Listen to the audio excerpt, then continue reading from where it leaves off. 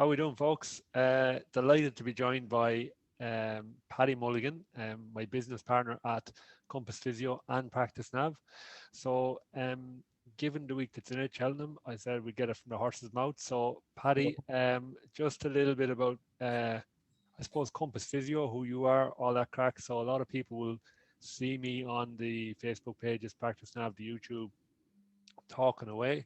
So I said, let's have a chat with you and just see, I suppose, who you are basically, first of all, and then just explaining how you run the operations really with a Compass Physio.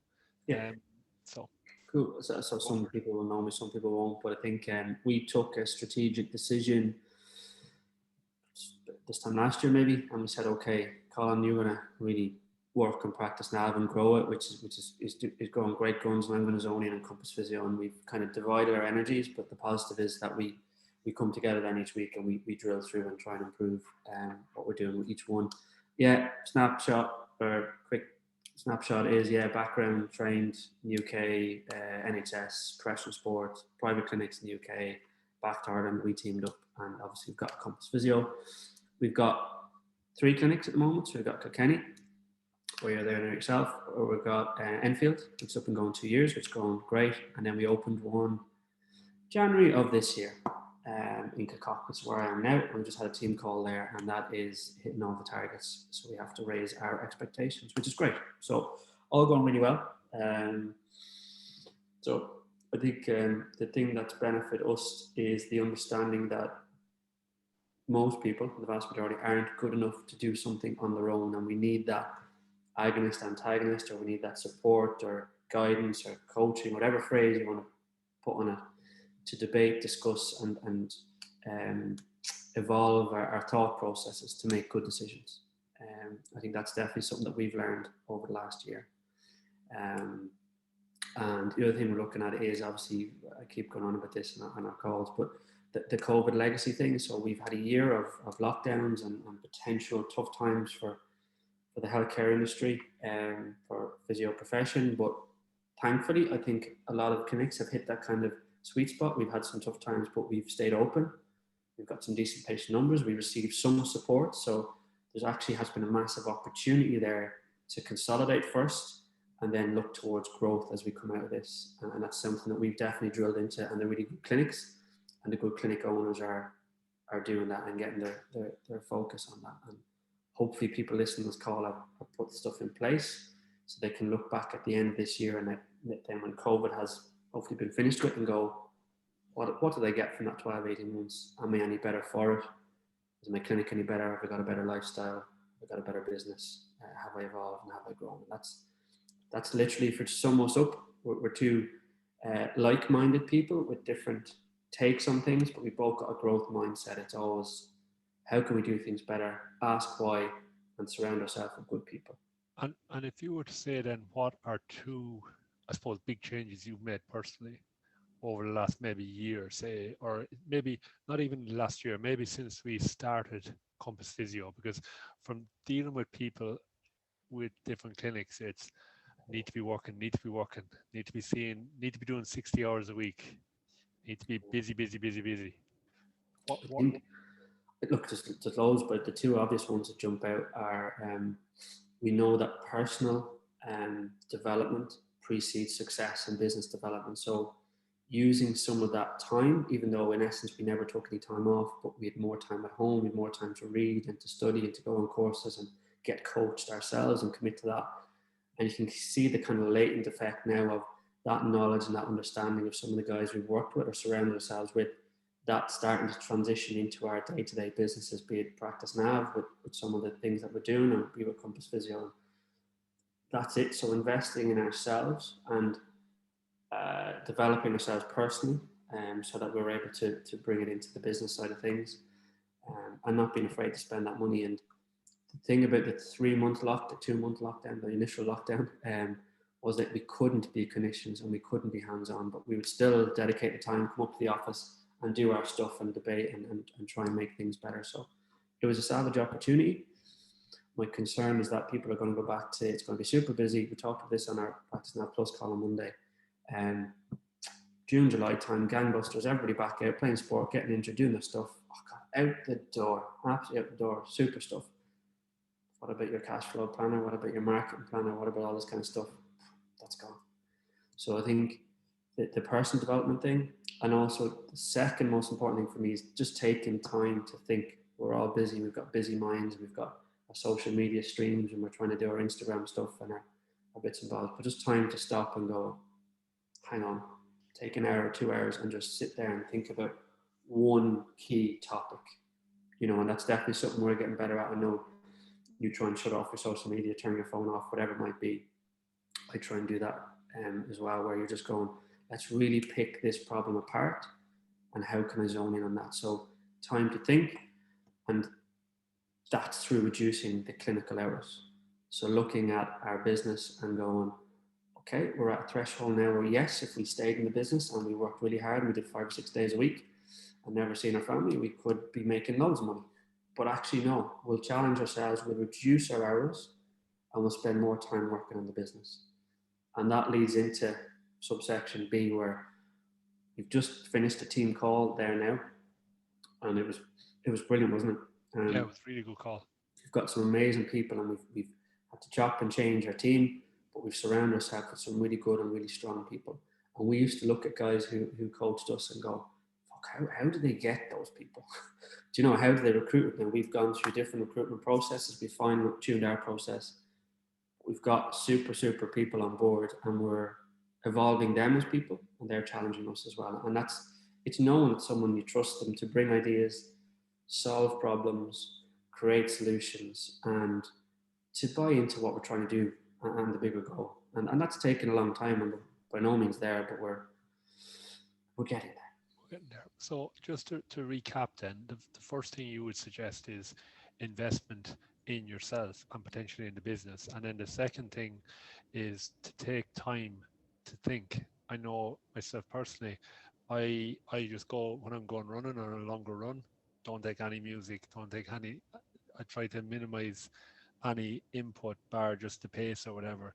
But it's a great time for me to go, yeah, get great ideas when I'm running. So it is something that thinking time is really important, because you may spend 4 hours arsing around doing something, but if you spend 2 hours thinking about it, it might take you 20 minutes to implement it because you've gone through the scenarios in your head. So yeah, investment in yourself and the business.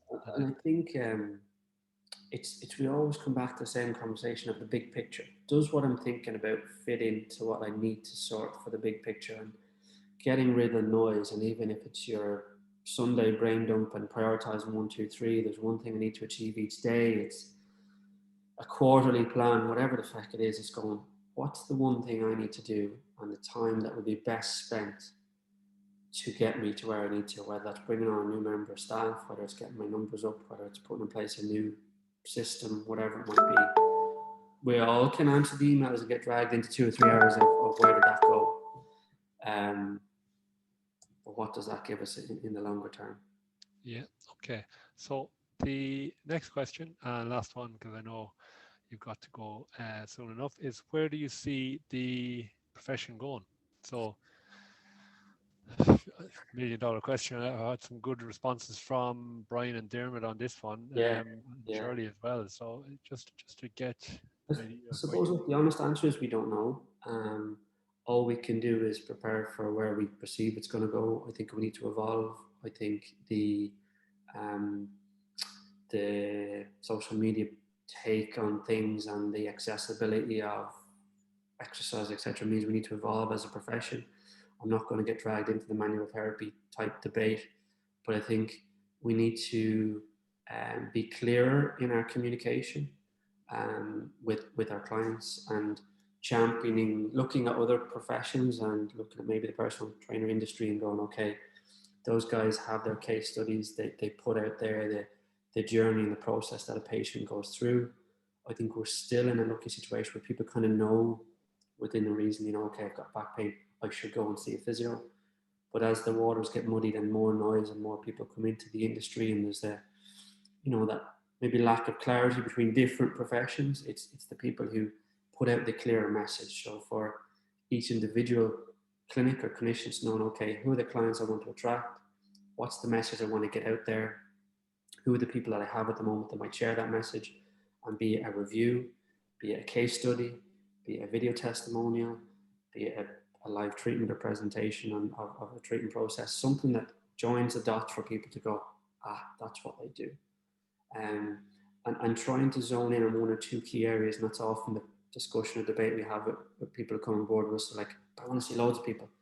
Now zone in and become that sub-specialist in your area, so people go, that's the person I go to if I have this problem.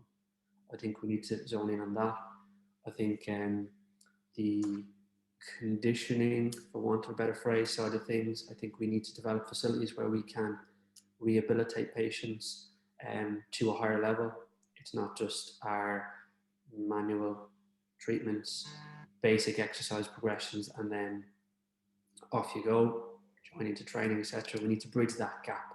So bridging that gap to get people back to a higher level of function. I think that's really important for us to move into that space and to own that space as well.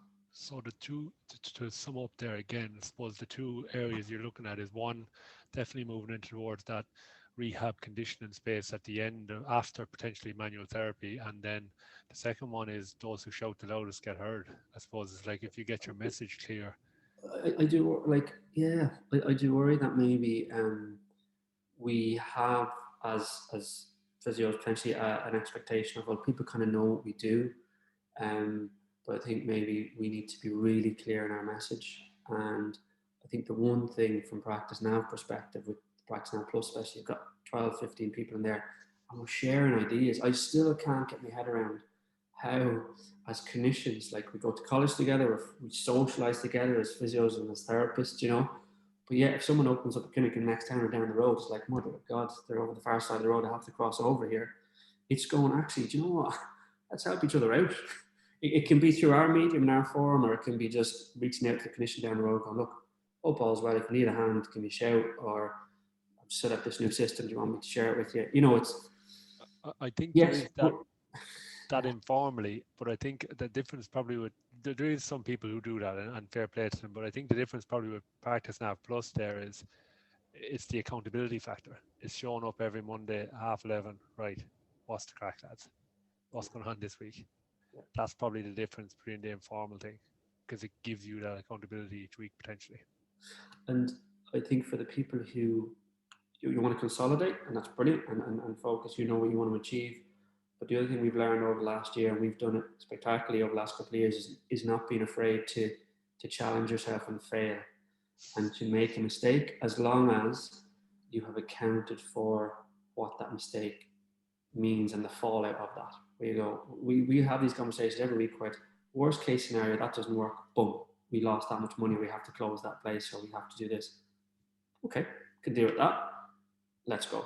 And the thing with that is, when you say lost that much money, it's potentially just changing that mindset slightly to go, we invested that much money in a potential scenario that didn't work out. But you know what? We learned these 3 things from it, and they're going to be worth that investment, that return on investment over time. So I think you've really summed up a couple of good things there, and just want to highlight again, guys, like Paddy basically looks after most of the culture and the team management stuff in Compass Physio. So when we're chatting about culture or management or mindset, it's generally I'm going, Pat, what do you think about this one? It's really good to have that knowledge and skill base on board as well. So it does jump on the PracticeNav Plus calls, and you know, we share a lot of ideas, and then it's I suppose with that shared knowledge we get there sooner. So if you want to get somewhere, or you want to move along the path a bit further or faster, ask someone for help. It's pretty simple. Don't be afraid to have a bit of fun on the way. Do you know, everything's very serious in the world at the moment. So let's you know, business, physio, all this stuff can be fun. We got into this because we're passionate about it. We might not necessarily be business people, but if we can strategically improve our knowledge of business, it'll serve us better and have a better quality of life, whether that's you want to go off and spend time with your family, or just enjoy what you're doing more, so you're not stressed about accounts or getting stuff done and the menial stuff that's beyond your clinical practice. So one of Paddy's big passions is food. So I'm going to leave this interview here now, Paddy, because I know you're starting to wilt a bit, getting hungry. An interview in 5 minutes. I've got 4 minutes. Yeah. So any closing thoughts, Paddy? Really appreciate just jumping on there. For I know we're always busy and we just have to tie you down sometimes. So It's great. No, look, I think if anyone from PracticeNav perspective, just reach out. I think a lot of people are probably doing some soul searching and really thinking about, okay, I'm coming out of COVID. We all know it's going to be busy. Stuff's going to open up. Am I ready for that? Is that what I want? Do I want to go back to what it was like 2 or 3 years ago? If you do, brilliant. How can you make it better? If you don't, what can I do? What are my options? So I think if we've created a forum whereby we've got some really good people who stuck around and are growing and evolving, come and have a look. yeah. Okay, guys. That's all from Paddy and myself. Thanks for watching, and reach out info@practicenav.ie or just ping me a message on Facebook or book in for a discovery call, and we can go from there. Thanks very much for watching. Cheers.